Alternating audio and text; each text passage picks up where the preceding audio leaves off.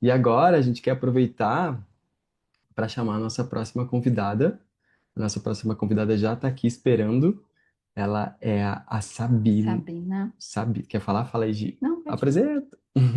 A Sabina, então, ela é pioneira no Brasil, futurista e pesquisadora de comportamento, com mais de 25 anos dedicado a inspirar marcas. Ela é líder de equipes e a Enxergar. enxergar além do óbvio, com uma trajetória que conecta inovação, humanização e desenvolvimento humano. Ela já levou o seu olhar visionário para empresas ícones no Brasil e no mundo. A missão dela é decodificar o amanhã e trazer as ferramentas para que possamos criar juntos um futuro mais consciente e humanizado. Então, seja muito bem-vinda, Sabina. Que lindo, é muito lindo. Eu sempre quis falar com uma futurista, então eu vou ter a honra aqui de falar com a Sabina pela primeira vez falando com uma futurista. Olá, Sabina, olá, gente. obrigado. Muito obrigada também por esse convite maravilhoso. Estou muito tocada pela abertura da Lua. Que privilégio a gente poder começar um evento desses com a música, que é um instrumento humano que abre nossos corações para que a gente possa absorver tudo que vem depois, né? Eu acho que quando a gente abre os nossos corações, a gente consegue entender melhor o mundo, compreender, internalizar conhecimentos, né? Nosso mundo está muito racional, né? A gente separou, fragmentou tudo, corpo, espírito, o subjetivo, o objetivo, e a gente colocou muito, a gente olhou muito para esse mundo, que é o mundo do racional, como um mundo, o único mundo existente, né? Exatamente. E sinto que o ser humano ele foi se fragmentando, né? Dele com ele mesmo, ele com o outro e ele com o planeta. Então, por isso que a gente tem tantas histórias de burnout, de ansiedade, de índices de depressão, falta de empatia, polarização social e num contexto mais macro, a gente, em algum momento, a gente entendeu que não era a natureza e por isso a gente começou a tirar da natureza e não devolver. É. Então, por isso a gente está vivendo uma crise ambiental, climática tão grande. Então, acho que movimentos como esse ajudam a gente a lembrar que é tudo uma coisa só e que a gente precisa parar de separar, né? E relembrar que o objetivo e o subjetivo estão juntos, né? Que a gente tem outras plataformas de aprendizagem, que não é só aqui a mente, né? A gente tem o corpo, a gente tem os ouvidos, a gente tem nosso sensorial, a gente tem o coração. Já, como vocês mesmos disseram, a ciência já está comprovando tudo isso. Então, Que muito coisa obrigada linda. por estar aqui. Que coisa linda. E você, eu acho que eu vi alguma coisa nas suas histórias esses tempos. Você faz yoga, dança, alguma coisa assim também, já faz algumas Faço, práticas, né? faço há muitos anos yoga, com uma pessoa maravilhosa. Faço dança também. A dança é um modo de eu me conectar com a minha intuição. Como a gente falou, muitas vezes tem muito barulho externo, né? A gente está vivendo num mundo onde é muito fácil a gente se perder, porque a gente tem uma velocidade inimaginável das coisas, temos redes sociais, um monte de coisas acontecendo no mundo, é muito barulho, né? E se a gente ainda fica com o barulho interno, a gente vai perdendo um pouco a nossa conexão. E é muito importante, acho que no trabalho que eu faço, de levar, né, futuros mais conscientes para as empresas, eu estar bastante conectada para poder abrir essa conexão para empresas, para marcas, para organizações, para lideranças. Então, eu vou fazendo essa ponte fina, né, e trazendo numa linguagem que seja numa linguagem que a liderança e as organizações possam também compreender, né? Ali atrás, em algum momento, eu fiz teoria integral e tem a história dos níveis de consciência, né? E, e uma coisa que para mim ficou muito forte é que a gente está em vários níveis de consciência diferentes no nosso planeta, né? Tem Exato. pessoas que estão no nível de consciência mais elevado, menos elevado e etc. E não adianta você querer trazer uma pessoa que está aqui e levar ela para lá. Então, a gente não pode pular de níveis. A gente Uhum. passa de um para o outro, de outro para um. Tem um processo. Então, não tem problema se em algum momento eu conseguir movimentar um pouquinho, levar a pessoa daqui para lá, ou daqui para cá, ou quem está mais na frente, ali um pouquinho mais na frente, eu acho que é isso, né? Cada um vai fazendo o seu movimento, porque eu acho que no todo a gente consegue ampliar essa consciência e viver futuros mais desejáveis, que é o que todo mundo quer, né? A gente quer viver futuros melhores, né? Exatamente. No fundo é o que todo mundo quer. Exatamente. Então, fica à Então, vontade, Sabina. Você tem o palco aí também. Eu sei que você vai trazer muito conhecimento e a gente sim, tem muito o que aprender com você. vamos lá. Preparei uma apresentação. Se tiver alguma pergunta, Vini, eu não estou vendo vocês, né, na tela, mas você Tá, pode me interromper, não tem problema, que é bacana essa super interação, né? Se bacana, tiver claro. alguma pergunta no chat, estou super à disposição. Então, vou Maravilha. dar o share aqui. Só me digam Já está se tá. aparecendo. Ok. Vamos lá, gente. Assim, o que eu preparei aqui hoje é um tema que eu venho trabalhando bastante assim com as empresas, organizações e é um pouco o que eu estou enxergando, né, desse momento que a gente está vivendo, que são esses futuros que são dicotômicos, né? A gente tem um mundo mega tecnológico e, por outro lado, uma necessidade de resgatar o humano. Então, eu vou falar sobre isso. Esse vai ser meu bate-papo aqui com vocês. Bom, vocês já me apresentaram, né? Eu gosto de dizer que hoje é muito difícil um profissional se apresentar de uma única maneira, né? Os profissionais que eu acho que estão ali no futuro são os chamados profissionais slash. Slash é uma palavra em inglês que quer dizer barra, né?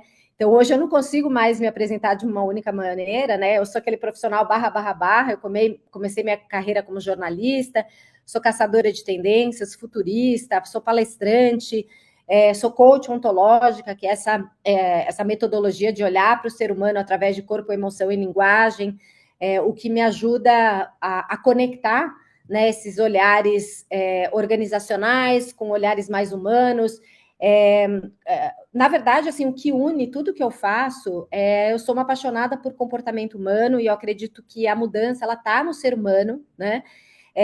Seja do ponto de vista social, observando como essas tendências, esses comportamentos vão trazendo, né, novos paradigmas, novos valores da sociedade, do mercado, seja do ponto de vista individual das pessoas que estão em processos de transição, então todo mundo está em transição hoje, né?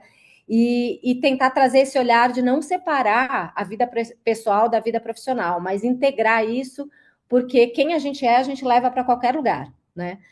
Então, é um pouco isso do que eu faço. Quando eu falo de futuro, né, de futurismo, de caçadora de tendências e tal, muitas pessoas não sabem muito bem o que é isso. Então, o que faz um futurista, um caçador de tendências? É um profissional dedicado a rastrear, digerir, observar sinais emergentes do mercado e da sociedade para que a gente possa se antecipar a determinados comportamentos para que esse futuro ele não arrombe a nossa porta, mas é que ele chegue um pouquinho mais suave. Eu acho que a pandemia foi um grande exemplo, né? Muitas marcas, organizações, empresas e até pessoas que não estavam preparadas para o que estava acontecendo, acho que tiveram que fazer uma mudança drástica a toque de caixa. E quando a gente vai percebendo esses padrões repetitivos, né, que vão acontecendo em vários setores, de várias formas, a gente vai podendo inferir o que é uma tendência e trazendo isso de forma prática para as organizações, para que elas possam se preparar. E também a gente influenciar cenários futuros, né? Porque justamente eu sempre digo que quando a gente vai conversar sobre futuro, não existe futuro no singular, existem futuros no plural, porque o futuro é um lugar que ainda não existe, é um lugar que todos nós juntos vamos criar a partir das nossas escolhas aqui e agora. Então, se a gente está aqui num evento falando sobre novas consciências, novas lideranças, eu acho que quanto mais a gente está ali na frente da liderança, maior é a nossa responsabilidade de criar futuros que sejam mais desejáveis. E então é a partir dessas escolhas que a gente vai fazendo aqui no hoje que a gente vai poder criar esses futuros que a gente tanto deseja. E para começar esse bate-papo, eu queria fazer uma pergunta para vocês. Vocês sentem, né? Vocês têm essa sensação constante que a gente está ficando, que vocês estão ficando ultrapassados, obsoletos, né? Olha que eu sou futurista, eu estou o tempo inteiro pesquisando coisas, eu vou em festivais de inovação, eu me informo e etc. Mas a avalanche, né, de coisas que estão acontecendo dão a sensação de que em questões de semanas, a gente está ficando ultrapassado. E essa é uma sensação que traz uma ansiedade absurda com relação aos nossos futuros, né? Já existe a palavra até futurofobia, né? Muitas pessoas, quando a gente fala assim, o que é o futuro para você? As pessoas falam de medo, falam de ansiedade, de desesperança. Então, aqui é a gente poder colonizar a nossa imaginação com futuros que sejam melhores. O futuro é um lugar que começa na nossa imaginação, começa no nosso sonho. Tudo que a gente vai produzir no amanhã começa na nossa imaginação. Mas se a gente coloniza a nossa imaginação com futuros mais distópicos, necessariamente a gente vai produzir futuros mais distópicos. Então, eu ando gostando muito da palavra esperançativa, que é essa ideia da gente esperançar, da gente ter esperança no amanhã, mas não simplesmente de ficar parado esperando, né? Mas a gente agir sobre esse amanhã. E aí, dentro desse amanhã e dos hojes que a gente está observando, todo mundo tem uma sensação do tal do FOMO, que é uma palavra em inglês que quer dizer Fear of Missing Out, que é essa sensação de que constantemente a gente está perdendo alguma coisa, né? Se eu estou aqui, eu quero estar ali, se eu estou lá, se eu escolho isso, eu quero fazer aquilo, e muitas vezes eu nem consigo escolher tamanha quantidade de coisas e de caminhos que eu tenho para escolher. E isso vai gerando uma ansiedade absurda e uma falta de presença naquilo que a gente está fazendo. Mas não é só o fear of missing out, né? A gente está vivendo o fear of missing anything. E não é uma sensação de perda de alguma coisa, mas é a sensação de perda de qualquer coisa. Tamanha a avalanche de coisas que a gente está vivendo. Só para a gente ter uma ideia, nos 2 últimos anos, a gente produziu mais informação do que toda a história da humanidade. Daqui a pouco não cabe mais a informação nem na nuvem, né? Então já tem cientistas, por exemplo, estudando como é que a gente consegue uma coisa que chama DNA storage, que é como que a gente pode estocar informação no DNA. Parece assim super futurista, mas é justamente isso. Como é que a gente pode implantar informação no DNA, já que o DNA é uma estrutura que contém muita informação e que pode perdurar por muito tempo, né? Então a gente está fazendo conexões inusitadas entre setores, entre coisas que aparentemente estavam completamente desconectadas, né? Só para a gente ter uma ideia, né, dessa velocidade, eu queria trazer assim essa história da inteligência artificial, né, do chat GPT que todo mundo hoje está usando e etc. Mas a pergunta que eu faço para vocês: há 2, 3 anos atrás, alguém tinha ouvido falar de chat GPT? Provavelmente não, né? A não ser que você seja uma pessoa super especializada em tecnologia. Mas em 2023, quando deu aquele boom, né, de democratização do chat GPT, quando a gente ficou conhecendo o chat GPT, essa ferramenta adquiriu 100 milhões de usuários em apenas 2 meses. Só para a gente ter uma ideia aqui, né, na Netflix demorou 10 anos para atingir os mesmos 100 milhões de usuários. O Google Tradutor levou 6 anos e meio. O Instagram levou 2 anos e meio e o TikTok 9 meses. Então, o que a gente está percebendo aqui? Tecnologias que eram de nicho estão se democratizando numa velocidade inimaginável. Então, o que a gente está falando é de um contexto de mundo exponencial. Então, a gente está, principalmente quando a gente fala de tecnologias que estão acelerando numa velocidade exponencial, que é diferente de uma velocidade linear. Só que qual o problema de tudo isso? A tecnologia ela vai avançando de maneira exponencial, mas o ser humano não avança na mesma velocidade. Então, existe um gap entre o que a tecnologia está fazendo e o que nós, seres humanos, estamos podendo processar de tanta coisa que está acontecendo. Porque a maior, talvez a coisa mais difícil para o ser humano, gente, é mudar. Mudar, a gente male consegue mudar de mesa quando falam ali no escritório, olha, você vai agora para outra sala. A gente já fica meio desconfortável. Quiçá mudar de mentalidade. Mudança é uma coisa que leva processo. né? Por exemplo, se morre alguém na sua família, o luto, pelo menos, dura 1 ano. Tem um processo, né, do ser humano de se acostumar com aquela ausência, com aquela falta, né? Então, eu gosto de trazer esse conceito, né, de que todos nós que estamos hoje no planeta Terra somos a geração T. Não importa se você é baby boomer, se você ali nasceu no pós-guerra, você tem, sei lá, por volta talvez de 70 anos. Se você é da geração X, como eu, que tenho 51 anos. Se você é da geração Y, hoje os Ys mais velhos têm 40 anos. Se você é da geração Z, como meus filhos, que têm 20 e poucos anos. Se você é da geração alfa, né? Os alfas hoje, mais velhos também, hoje têm 14 anos. Então, ou seja, daqui a pouco estamos entrando nas organizações. A gente não está nem entendendo a geração Z e daqui a pouco essa geração está entrando também nas organizações. A gente já tem, depois do alfa, mais uma geração, então o espaço de nascimento de uma outra geração está ficando muito mais curto. A gente já tem uma outra geração que se conhece ainda muito pouco, porque é uma geração que está nascendo agora, em 2025, que é chamada geração beta. Então, se a gente não está compreendendo a geração Z, que é nativa digital, imaginem a geração beta, que é nativa de IA, e que vai chegar com outras premissas, outro mindset dentro das organizações. Então, todo mundo, não importa se você tem 70, 60, 40, 30, 20, 15, 5 anos, todo mundo que está na planeta Terra hoje é a geração T de transição, de transformação. A gente está numa mudança paradigmática, onde a gente está deixando antigos valores, antigas formas de ser, de trabalhar, de consumir, de fazer negócios, de se relacionar, e a gente está passando por um outro paradigma que ainda é muito desconhecido. Então, toda vez que a gente está nessa transição, dá medo, né? Mas o quanto antes a gente poder perceber o que está acontecendo e acompanhar essa mudança, o quanto antes a gente pode fazer essa transição. Mas qual que é a diferença agora? A grande diferença agora do contexto é essa velocidade da mudança. E isso muda tudo, né? Porque num espaço de tempo muito pequeno, a gente tem coisas acontecendo que estão disruptando mercados, que estão disruptando contextos de mundo. A gente está num contexto de mundo da chamada policrise.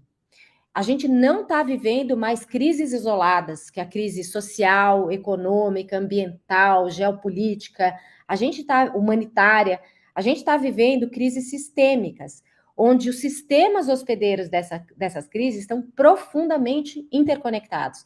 Então, se você tem uma guerra lá do outro lado do mundo, essa guerra não é só do outro lado do mundo, né? Por quê? Porque aumenta a crise de refugiados, que já estava bastante contundente, mexe na questão ambiental, que também já estava muito contundente, mexe no preço do gás, no preço do óleo, na energia, na recessão econômica. Então, a gente percebe que a gente está vivendo um contexto de crises sistêmicas e a forma como a gente vai ter que abordar essas crises também tem que ser sistêmica, né? E onde que a gente está nessa mudança exponencial? Esse é um gráfico simples, mas só para a gente entender, esse é um gráfico exponencial, ou seja, que está se movendo de uma maneira exponencial. Essa bolinha preta é onde nós estamos aqui. E aí eu queria perguntar para vocês, que momento aqui do gráfico que vocês enxergam que a gente está? A gente está justamente no início da mudança, né? E isso tem 2 recados aqui. O primeiro é que se a gente está vivendo um momento de muita ansiedade, eu quero dizer para vocês que lá na frente, quando a gente chegar mais na frente no gráfico exponencial, talvez a gente sinta mais ansiedade ainda com toda essa mudança, né?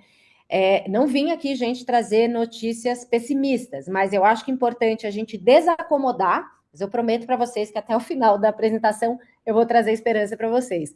Mas eu acho que é importante a gente ver de modo realista o que está acontecendo. Mas o recado aqui também tem um recado positivo, que é, se a gente está no início da mudança, dá tempo da gente entender essa mudança, entender quais crenças, quais formas de ser, de trabalhar, de existir, de fazer negócios precisam ser deixadas para trás, e quais são aquelas que ainda devem permanecer. Tem coisas que têm que permanecer, mas muita coisa está mudando nessa mudança exponencial. E aí, justamente, eu entendo e leio esse contexto de mundo como um momento de futuros dicotômicos. E o que é uma dicotomia, gente? Uma dicotomia é um paradoxo, é uma oposição entre duas coisas, né, que são opostas. E aí a pergunta que eu faço para vocês, qual é a grande oposição que nós estamos vivendo hoje? Pensem aí um pouquinho, cada um reflita. Qual é a Ô, grande oposição que a gente está vivendo hoje? ô, Não sei se tem Sabina, alguma resposta, Vini. e aproveitando esses futuros dicotômicos que você está trazendo, tem um comentário aqui da Jaqueline Lodete para você, que eu acho que tem a ver com esse momento da apresentação. Ela falou que acompanha você por muitos anos, ela já trabalha com desenvolvimento de produto e moda há mais de 30 anos, e é uma surpresa maravilhosa te encontrar aqui com essa perspectiva holística, que legal.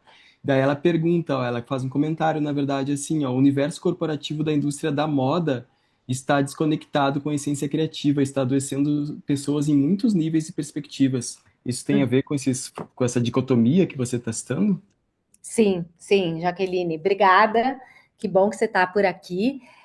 Sim, eu acho que a indústria da moda ela ainda está arraigada em preceitos e paradigmas muito antigos, né? Então, eu acho que a primeira coisa é a questão da regeneração, né?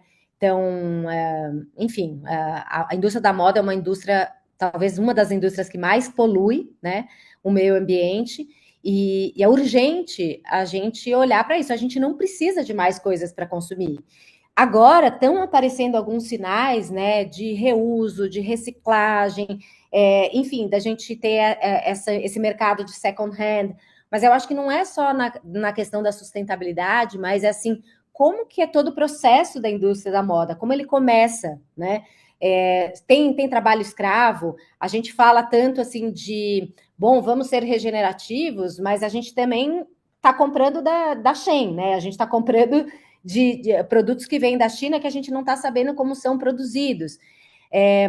E também tem essa questão da criatividade, que eu acho que tem a ver com isso que eu vou trazer agora, Jaqueline, depois você me fala. Que eu acho que e isso vale não só para a indústria da moda, mas para todos os setores, que, na minha visão, o que a gente está vivendo de paradoxo? De um lado, a gente está vivendo um mundo extremamente high-tech. A gente tem avanços exponenciais de inteligência artificial, a gente tem um mundo hiperconectado, cada vez mais a gente está nas telas, realidades imersivas, realidades virtuais, gêmeos digitais, né? Não sei se vocês sabem o que é um gêmeo digital, mas só para fazer aqui um exemplo, por exemplo, indústria automobilística, né? As indústrias automobilísticas hoje têm uma fábrica física, né? Que existe no ambiente físico. E, por exemplo, para embarcar a inteligência artificial num carro autônomo, eles têm que, muitas vezes, eles reproduzem esse ambiente físico num ambiente virtual, ou seja, num gêmeo idêntico virtual, para que eles possam fazer testes mais controlados de carros autônomos. Por que se faz isso? Porque, digamos, por exemplo, você tem um carro autônomo que está já funcionando na nossa realidade, que tem IA embarcada. Em determinado momento, ele está assim, numa situação que ele não tem como fazer outra escolha, essa IA, senão atropelar ou uma velhinha ou uma criança. O que esse carro autônomo vai escolher? Né? Então, percebam que a gente não está falando só de tecnologia. A gente está falando aqui de decisões que são decisões humanas, que são decisões éticas, né? A gente tem, por exemplo, avanços inimagináveis que vão acontecer daqui para frente em biotecnologia. Um dos avanços grandes que está tendo em biotecnologia é uma tecnologia que chama CRISP. Não sei se vocês já ouviram falar, mas a tecnologia de CRISP é uma tecnologia que permite a gente editar partes dos nossos genes que possam desenvolver doenças como Parkinson, Alzheimer, etc.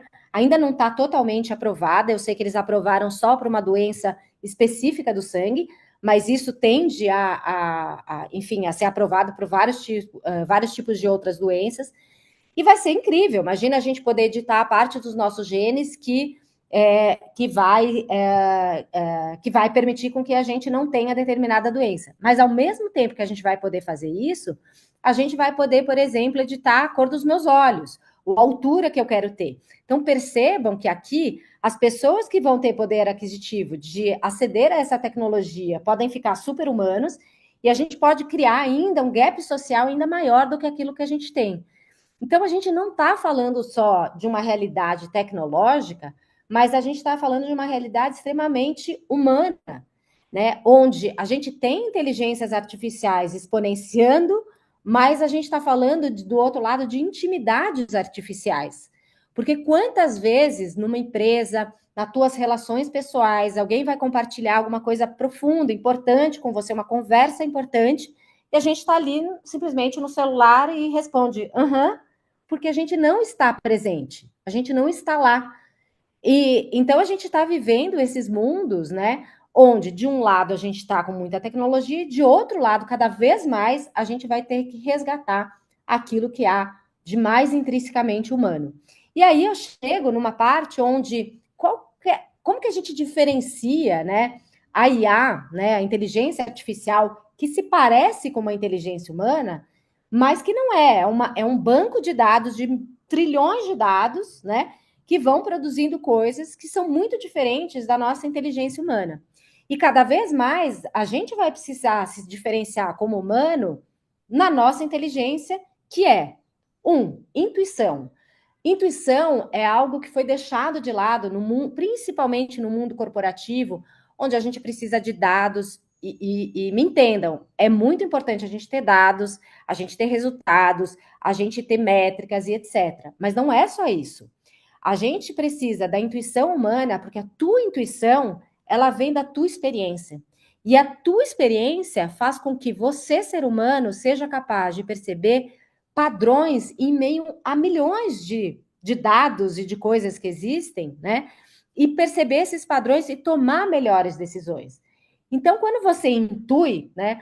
Ontem até eu fui numa peça de teatro, que não é exatamente uma peça, enfim, é uma coisa super diferente do Murilo Gun, que chama Fé no Flow, e ele fala justamente da intuição, ele fala, gente, não é uma coisa incrível que a gente fala assim, veio do nada, né? Não é do nada, né? Vem de todo esse banco de dados que você tem e faz com que você perceba padrões. O segundo I é o I de insight humano. Quantas vezes a gente fala assim, puxa, eu tive um insight. E os nossos insights, eles aparecem não quando a gente está pressionado, eles aparecem quando a gente está tomando banho, quando a gente está na natureza, quando a gente vai dar uma caminhada, quando a gente desconecta do problema. E ali, o teu insight é a tua capacidade de gerar sentido e significado. Isso é uma coisa extremamente humana. E aí eu passo para a imaginação. Talvez a coisa mais importante numa era mega tecnológica seja a criatividade, mas a verdadeira criatividade. Porque hoje você tem, por exemplo, músicas que são criadas por inteligência artificial, e até são músicas muito boas. Mas assim, quando a gente ouve a Lua, né, abrindo esse evento, a música dela ela vem de outro lugar, que não é simplesmente uma combinação de um monte de coisas que já existem. Então, para mim, assim, se a gente pode criar música, que é uma coisa extremamente divina, né? O ser humano tem a possibilidade de criar coisas extremamente inesperadas.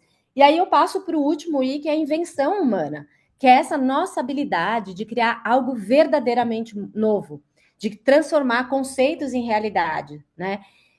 Como, por exemplo, criar novas consciências. Isso é uma invenção humana, né? Isso pode ser uma invenção humana.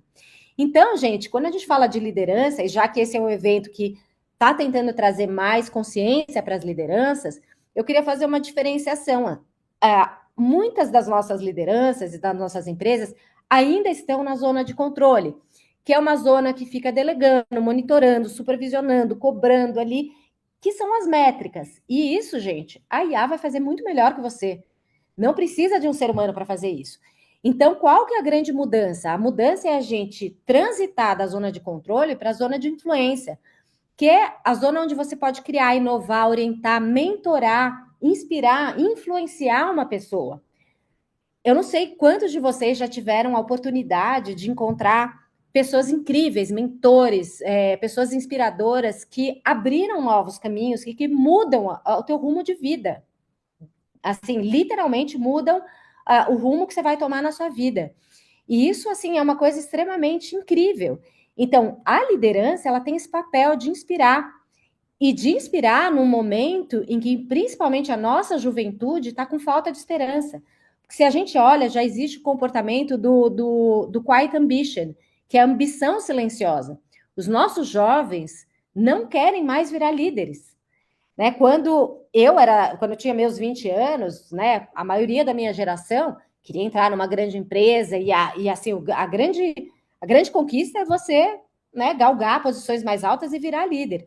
Só que os jovens hoje estão olhando os líderes burnoutados, estão olhando líderes esgotados, que não têm alma, não estou dizendo que é todos, né, mas acho que a liderança está muito esgotada, é um papel, é uma função que às vezes é muito solitária, que demanda mais responsabilidade, mais trabalho, mais tudo, e muitas vezes o jovem ele não quer ir para aquele lugar, né? Então, que precisa mudar também nessa liderança para que os nossos jovens almejem estar lá? Porque os nossos jovens são os nossos futuros, né? E aí, gente, para mim, né, o grande dilema que a gente está vivendo hoje, né, na minha visão, é que como que a gente encontra esse equilíbrio no mundo que é tecnologicamente, digitalmente avançado, mas emocionalmente carente? Para mim, esse é o grande dilema que a gente está vivendo hoje. A gente, de um lado, está vivendo mundos, né, que estão avançando e com possibilidades inimagináveis, né, de avanços, inclusive, mas o ser humano ele não está acompanhando no mesmo ritmo emocional. Então, aqui, outro dia eu até fiz um post ali nas minhas redes sobre os futuros usados, né? O que é um futuro usado? Muitas vezes você imaginar futuros com premissas antigas, né? Como, por exemplo, o futuro do trabalho, né? Eu acho que a gente está imaginando um futuro do trabalho com premissas do século XX, não do século XXI, né? Então, aqui, quando a gente pensa no futuro, não é simplesmente ficar reproduzindo aquilo que já era, mas poder resetar. O que é progresso? Será que a gente está progredindo de fato? Né? Ou a gente só está avançando tecnologicamente? Então, são perguntas que a gente tem que se fazer. E aí, dentro disso, para a gente tentar responder juntos, né, esse grande dilema, eu queria trazer algumas forças de mudança que estão impactando a nossa sociedade, o nosso mercado, as empresas e etc. Acho que a primeira delas que gera assim uma ansiedade absurda, né? Puxa, gente, será que vamos ser substituídos e etc. E a gente tem esse dado, né? Que é um dado da realidade que mostra, olha, daqui 5 anos, em 2030, a gente vai ter milhões de novos empregos que vão aparecer e outros que vão desaparecer. Mas qual que é a pergunta quando a gente vê esse dado? A grande pergunta é: o que a máquina vai substituir? A máquina vai substituir tarefas que são repetitivas, tarefas que podem ser automatizadas. E não tenha dúvida, vai automatizar. E o que é aquilo que a máquina não poderá fazer por você? Ela não vai poder ser humana, ela não vai poder sentir por você. Uma máquina não pode sentir empatia, ela não pode colaborar, ela não pode tocar um outro ser humano. A máquina ela pode ser um simulacro de sentimento, mas ela não é um sentimento. Máquina não sente. Então, tudo aquilo que forem habilidades intrinsecamente humanas vão ficar cada vez mais importantes da gente olhar. Então, aqui tem outra força de mudança muito importante, que é nosso mundo está envelhecendo, o Brasil está envelhecendo, né? Em 2050, o Brasil vai ser o 6º país mais velho do mundo. Então, a gente ainda olha para o Brasil como um país jovem, mas a curva demográfica ela está mudando. E a gente vai ter uma força laboral, né, que vai ter mais de 50 anos. Só que a gente não olha para isso, né? Então, o que acontece? Todo esse conhecimento também, que é de uma sabedoria que vem, né, dos mais maduros, normalmente eles são descartados, né? Então, assim, você fez 60 anos, tchau, você vai embora do mercado. Mas a gente vai precisar reinserir essa mão de obra, porque a gente vai estar vivendo futuros que vão ser mais envelhecidos. E fora que a gente vai viver mais, né, por muito mais tempo, já nasceu a pessoa que vai viver 120, 150 anos, então a gente com 60 anos não vai se aposentar mais, né? A gente vai se reinventar, vai reinventar nossas carreiras e etc. Uma pessoa de 60 hoje é completamente diferente de uma pessoa de 60 a 20, 30 anos atrás, né? Então, aqui a gente tem todo um reset do mercado de trabalho e do mercado consumidor também. Porque muitas vezes as empresas elas estão produzindo coisas que não falam com esse maduro, né? A gente tem várias pesquisas que mostram que as pessoas mais maduras não se reconhecem, né, naquele serviço, naquele produto. E outra coisa que eu acho que impacta bastante, que está impactando muito as empresas e esse futuro do trabalho, são essas gerações. São 4 gerações, a gente tem 4 gerações juntas, daqui a pouco a gente tem 5, né? Que tem mindsets completamente diferentes. Então, a gente tem um baby boomer que nasceu no pós-guerra, cujo contexto não era exponencial, era um contexto linear. E para ele, como é que era, qual que era o significado do trabalho? Trabalho era sinônimo de estabilidade e segurança. Eu trabalhava para trazer estabilidade e segurança para minha família. E na verdade, não era nem um trabalho, era um emprego, né? Porque o trabalho já tem uma noção de propósito. Então, eu tinha um emprego, esse emprego era para o resto da vida, eu ia galgando posições cada vez mais altas, e quando eu chegava ali aos meus 50 e poucos, 60 anos, eu falava, agora eu vou comprar um sítio e vou ser feliz. Né? E olha que infelicidade, né? A nossa felicidade ficava para depois dos 50, 60 anos. Aí veio a minha geração, né? A geração X, as pessoas por volta dos 50, 50 e pouco, que foi uma geração de workaholics, foi uma geração dos yuppies, foi a geração que começou a conectar com o trabalho com o status financeiro. Então, a gente queria trabalhar para ganhar muito dinheiro, né? Só que, de repente, a gente começou a ficar sem sentido, né? O nosso trabalho, a gente começou a misturar trabalho com vida pessoal, começamos a levar trabalho para casa e etc, né? E a gente ainda inventou, olha só, um termo que a gente usa até hoje, que é o conceito de happy hour, que a gente vai ser feliz depois da hora de trabalho, sendo que a gente está o tempo inteiro trabalhando. Olha que infelicidade, né? Aí veio a geração Y, que foi extremamente criticada dentro das organizações, né? Porque diziam assim: olha, não, eles não têm a capacidade de se frustrar, de lidar com os obstáculos, então no primeiro obstáculo essa geração vai tirar um sabático e etc. Mas foi uma geração que trouxe algo muito importante, um ingrediente importante para o trabalho, que era assim, ó, eu não quero mais trabalhar só por segurança, por estabilidade, nem só para ganhar dinheiro. Agora eu quero propósito, né? Eu quero sentido naquilo que eu faço. E pensem vocês, a geração Z, a geração, por exemplo, dos meus filhos, eu tenho uma filha de 23 e um filho de 21, que tem uma mentalidade completamente diferente, que são a geração Y com esteroides. Então, assim, é uma geração diversa, é uma geração... O RH até diz, assim, muitas pessoas do RH dizem que eles é que entrevistam o RH, né? Que eles perguntam, olha, como é que é ali a composição de diversidade na sua empresa? Vocês estão impactando positivamente o meio ambiente? Ah, precisa trabalhar de segunda a sexta, né, no presencial? Muito obrigada, eu vou para o seu concorrente. Então, assim, se você tá chamando a geração Z de mimimi, você não está entendendo como está se movendo a sociedade, né? Como essa geração está trazendo outros ares, né? Como, por exemplo, um desejo maior de um equilíbrio entre a vida pessoal e a vida profissional. E muita gente critica isso, mas assim, será que a gente está trabalhando realmente? A gente tem premissas interessantes no trabalho? Ou se você olhar as pesquisas, a gente olha que a maioria das pessoas não estão felizes nos seus trabalhos, tem um desengajamento absurdo, não tem índices de felicidade, as pessoas estão descontentes, tem burnout. Então, o que precisa mudar, né, dentro desse sistema para que a gente possa trabalhar, porque trabalhar é uma parte muito importante das nossas vidas, onde a gente consegue colocar a serviço nossos talentos, aquilo que a gente sabe e etc, e pode evoluir, mas olhando talvez outras premissas.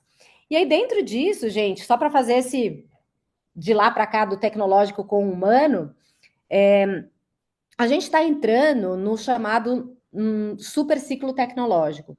E o que é um super ciclo tecnológico? Um super ciclo tecnológico é análogo ao aparecimento da internet, tão importante quanto. Ninguém mais pode se imaginar sem internet, né? Senão a gente nem estaria aqui fazendo esse evento virtual. Só que agora, qual é a diferença? A gente está num momento onde a gente tem uma convergência tecnológica. E quando a gente tem uma convergência tecnológica, a coisa fica muito mais complexa. E por que a gente está falando tanto de inteligência artificial? Porque a IA, de fato, é a fundação, é a base desse novo super ciclo tecnológico. Ela está na base e é ela que está disruptando tudo ao nosso redor.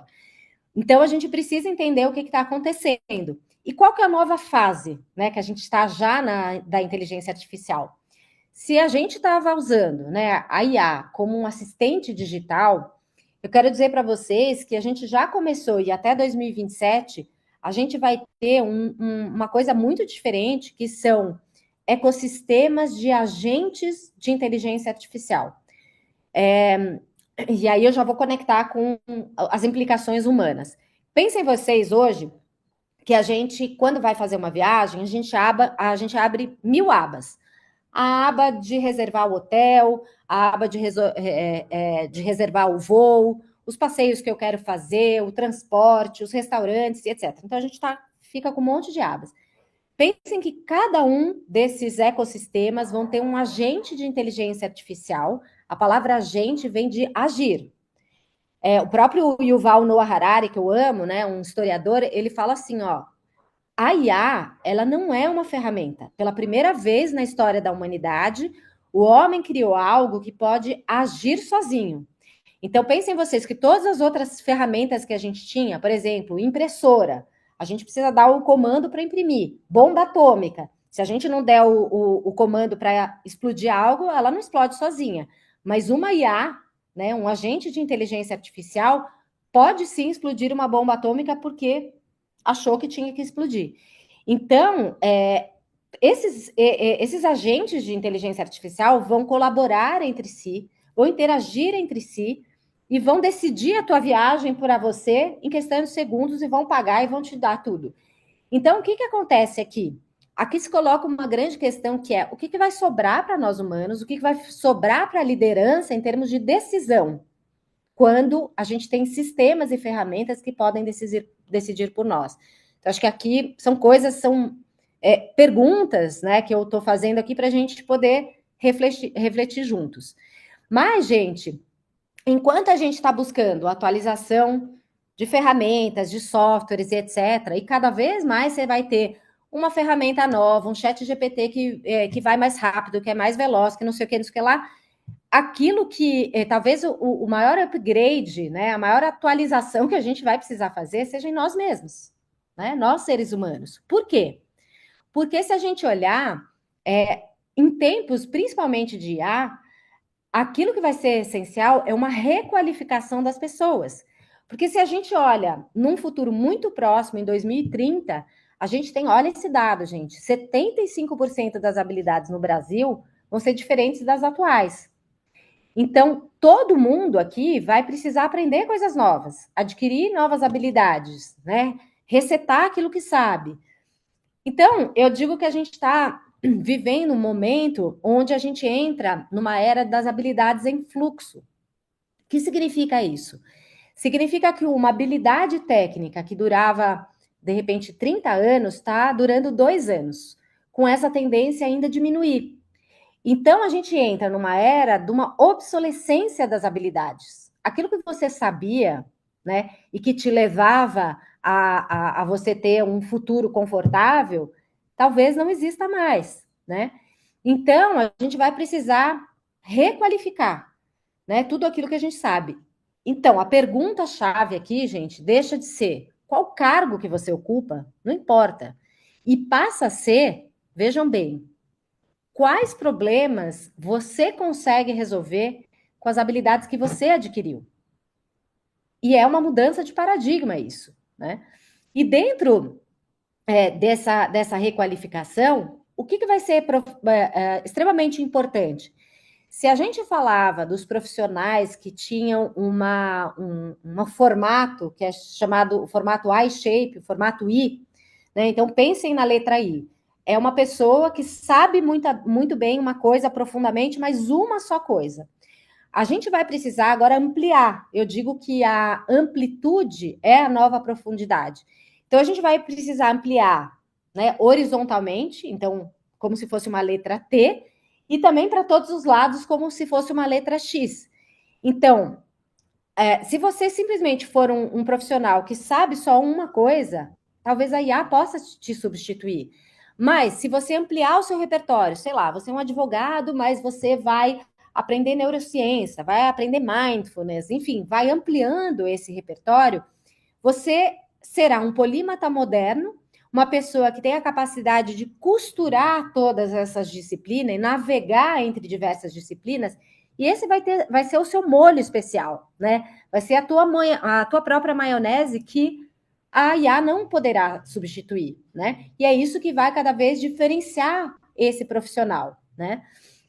Então, o próprio Satya Nadella, né, que é CEO da Microsoft, diz: não seja simplesmente um sabe tudo, mas seja um aprende tudo, né? Se abrir para esse aprendizado contínuo, né? Para essa adaptabilidade vai ser o nosso diferencial.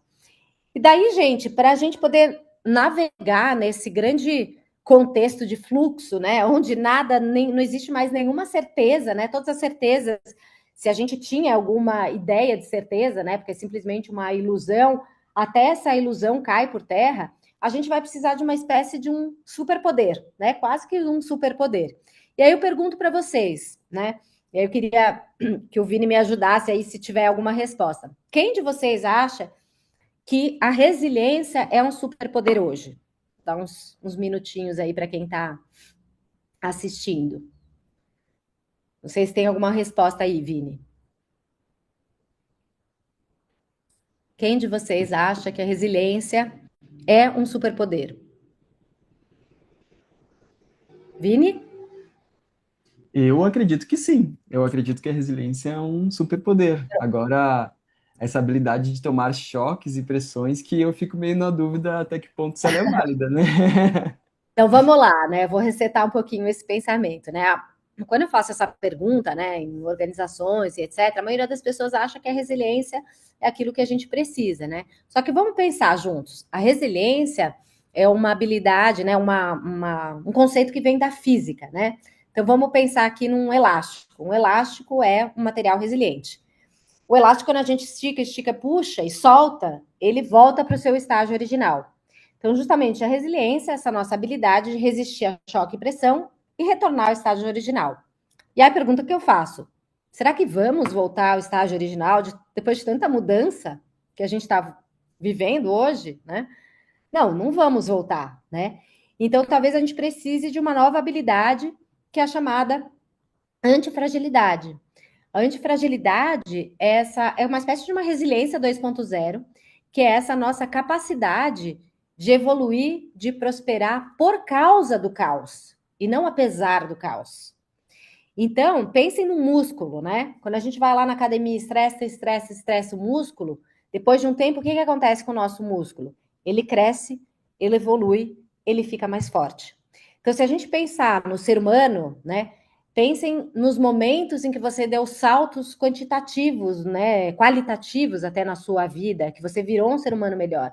Provavelmente não foi no momento de calmaria, foi no momento de pressão, foi no momento onde você tinha vários obstáculos, talvez no momento de tristeza, talvez no momento onde não estava tudo bem, de sofrimento.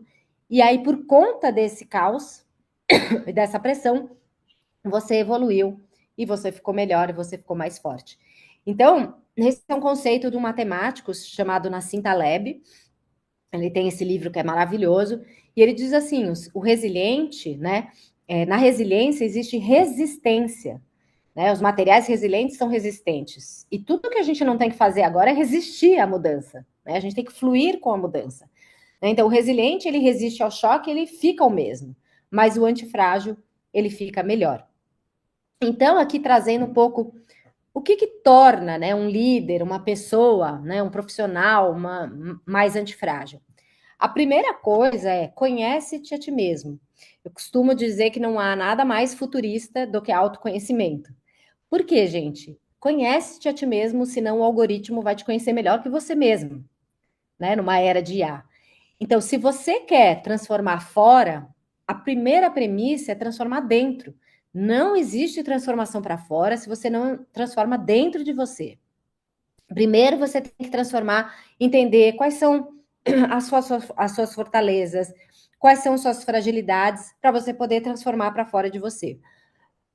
Eu gosto de aqui comentar da metáfora do ovo, que é uma metáfora que me ajuda muito e acho que esclarece essa ideia, que assim, a casca do ovo, quando ela quebra por fora, a vida morre.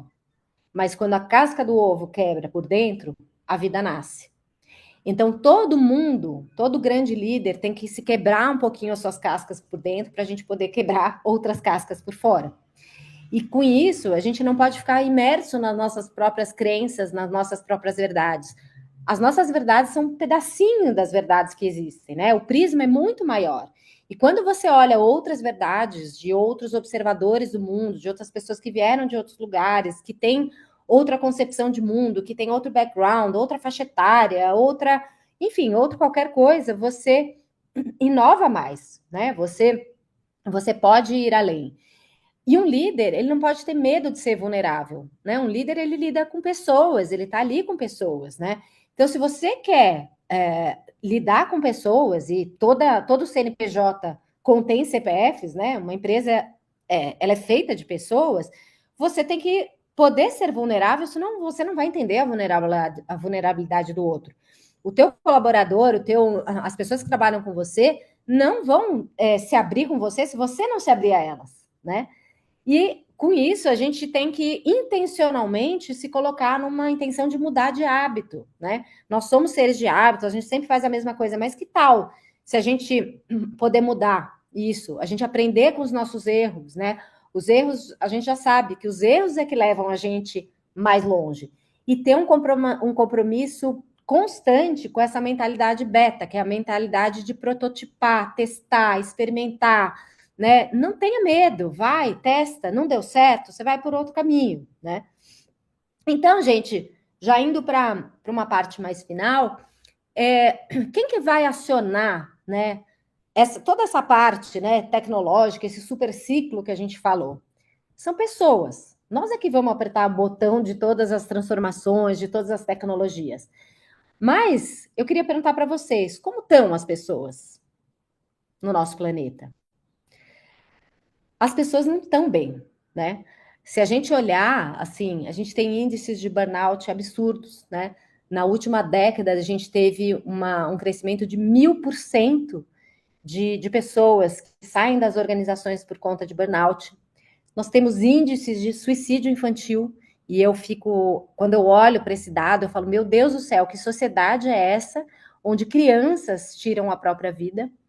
A gente tem jovens extremamente solitários, a gente nunca esteve tão conectado, a gente está no LinkedIn, a gente está no WhatsApp, a gente está no Instagram, a gente está em todo lugar, mas de repente, sei lá, quando eu vou viajar, eu não tenho uma pessoa que possa dar comida para o meu gato, né? Ou se eu tenho algum problema, não tenho com quem falar. Então, nós estamos vivendo uma epidemia da solidão. A solidão já é considerada pela Organização Mundial de Saúde como uma epidemia de saúde mental. E por que eu estou trazendo a solidão? Porque quanto mais a gente vai avançar nessa era do superciclo tecnológico, cada vez mais a gente vai ficar nas telas, a gente vai ficar nas IAs, a gente vai ficar num lugar de dados, de realidades imersivas, né? Não sei quem já experimentou, por exemplo, um óculos de realidade imersiva. É um negócio impressionante, porque você pode realmente ficar horas lá e você se desconectar da realidade. A gente já tem pessoas que estão tendo relações sintéticas, né? Que estão se apaixonando, como naquele filme Her, por máquinas, por softwares, né? Então, aqui se coloca, assim, acho que uma grande questão, né, para nós sobre essa questão da solidão. E se a gente olha para fazer a conexão com o IA, olhem isso, gente. Em 2024, a gente estava usando a IA para fins de produtividade, tinha um equilíbrio entre produtividade e questões pessoais. Mas quando a gente olha em 2025, olhem esse dado. Qual o primeiro lugar de uso da IA? É terapia e companhia. Então, a gente está jogando na mão de uma máquina, talvez a coisa mais importante das nossas vidas, que são as nossas histórias pessoais. Tamanha a solidão que as pessoas estão sentindo.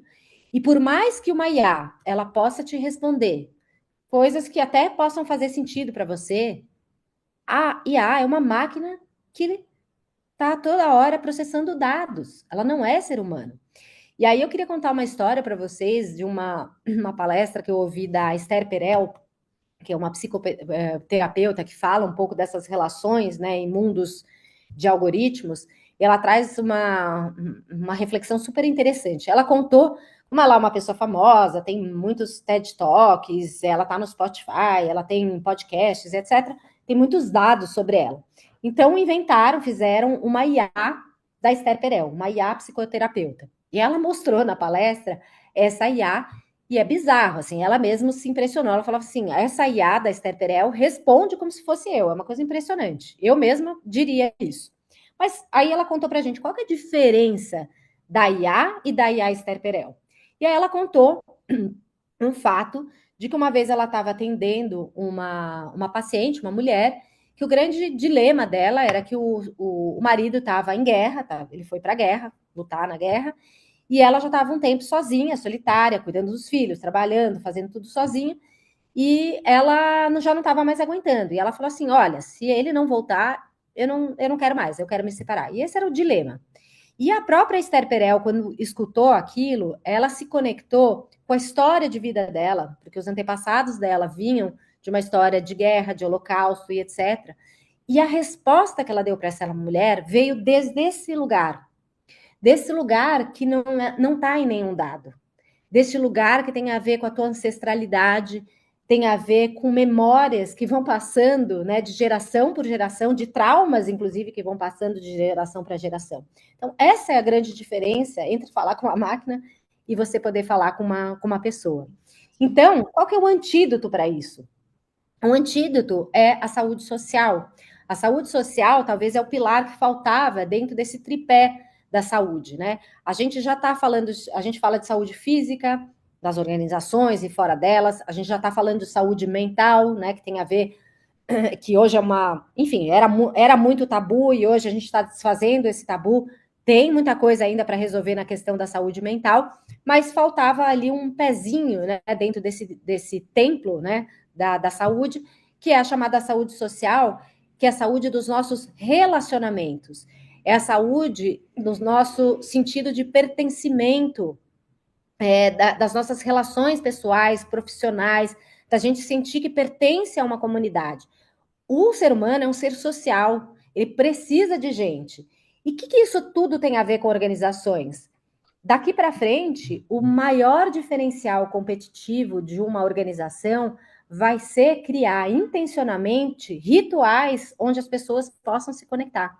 Então, a própria Keslie Killian, que é uma cientista social que fala sobre saúde social, ela diz o seguinte: a saúde social será o que é hoje a saúde mental dentro das organizações em 10, 15 anos.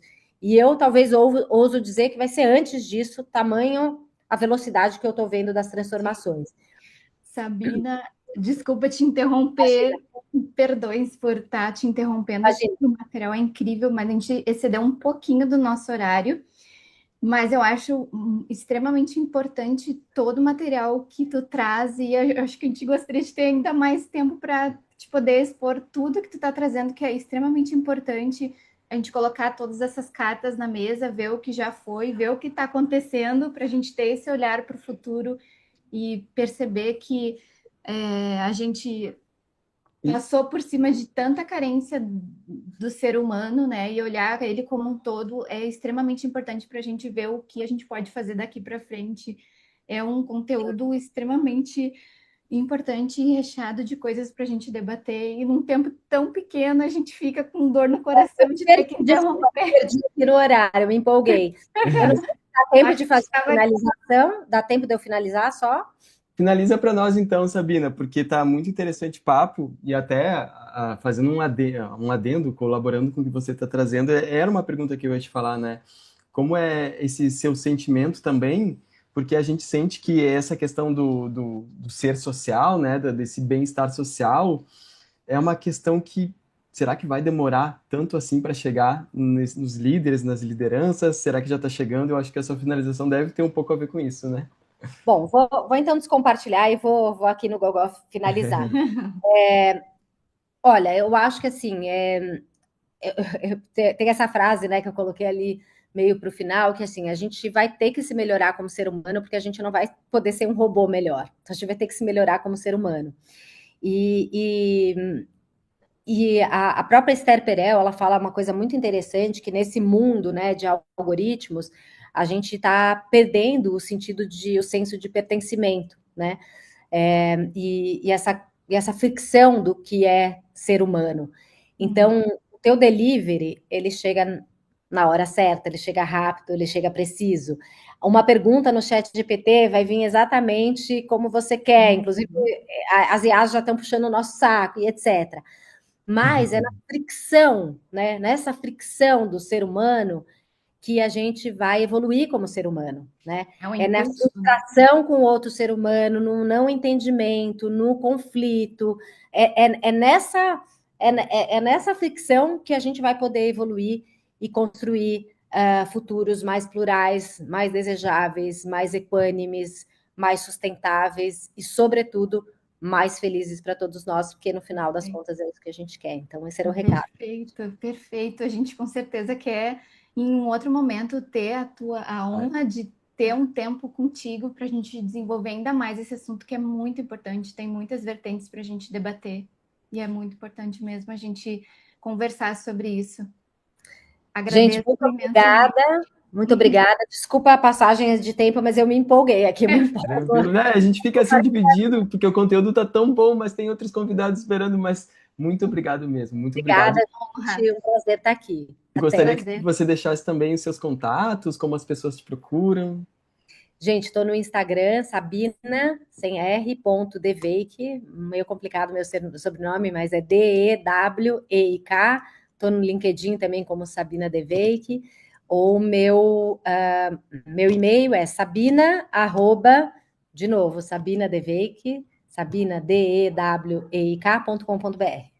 Maravilhoso, uma honra te ter conosco. Gratidão mais uma vez pelo convite de ter aceito estar aqui conosco nesse sábado.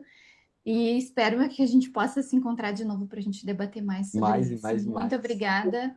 Muito obrigada, ótimo evento, que a gente possa criar futuros mais conscientes. Com certeza. Gratidão, Sá. Muito obrigado. Tchau, tchau. Beijo, Grande gente. abraço. Tchau. Tchau. Que lindo, né? Que linda essa apresentação da Sá, olhando para o futuro e falando desse tema tão interessante que nos ainda causa muita surpresa e debate, que é a inteligência artificial, né?